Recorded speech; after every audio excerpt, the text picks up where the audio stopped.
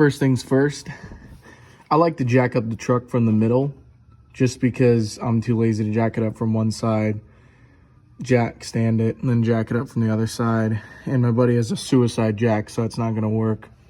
So what I do is I take this away, and usually if you don't have a 4x4 Silverado, Sierra, whatever, there won't be this skid plate right here, and there won't be this plate right here. There'll be this plate, but it's a different variation of it, only for the box trucks. But essentially, I just jack it up here. It's just 5 bolts located on the bottom of the pad, and then 3 up here on this little cross member, and then it just comes out. Now, once you do have it jacked up, the cats on these things are not really hard to remove. I mean, you just have one for the passenger side, really right there, just easy to cut off. And the one on the driver's side is equally, honestly, I'd do this side last just because it's easier than this side. And if you already can't put up a pipe and weld it on this side, then, you know, what's even the point? Do the hard side first and the easy side second. That just makes sense.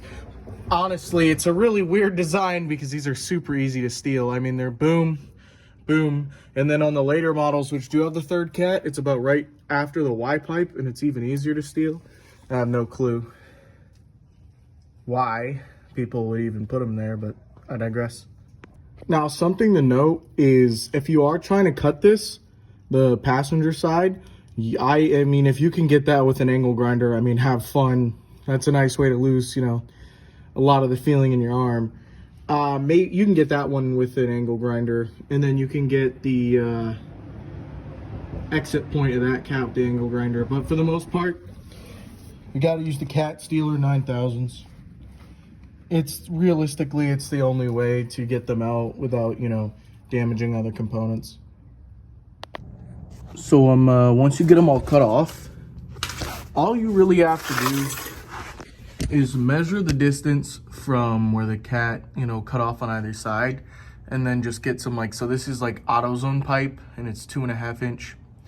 The pipe itself is 2.5 inch, and they have these little ends that, like, they expanded to go over, or whatever AutoZone does.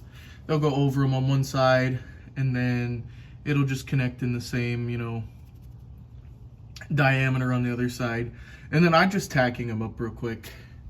I'm just about to tack this one.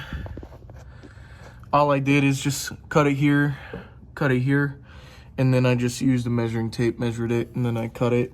And then I left 1 inch when I cut this one because I have this lip end or whatever where it goes in, and that allows you to have like a little bit of bend to it.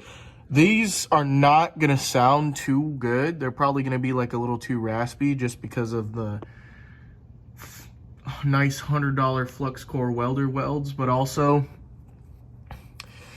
having the distance between the pipes and the gaps and stuff inside of here will cause the air to get kind of like, it makes the exhaust note kind of like violent, and it'll just cause it to be raspy like a truck. He said he wants it to sound like a work truck, so I mean, I don't care, but if you're looking to get an actual like good sounding-ish system from a Cat Delete, I wouldn't suggest doing it this way. This is literally just to get it done and be done.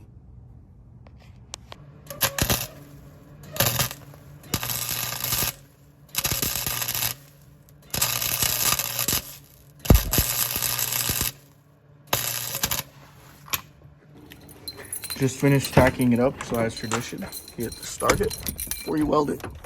His fuel regulator's bad, so.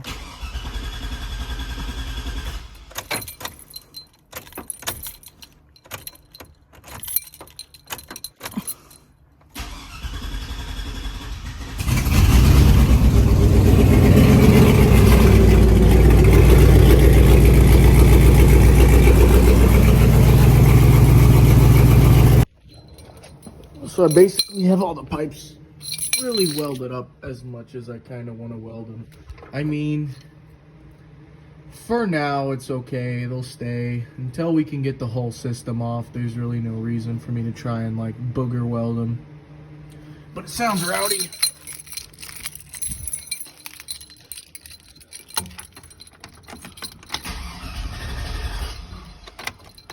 Forgot about that.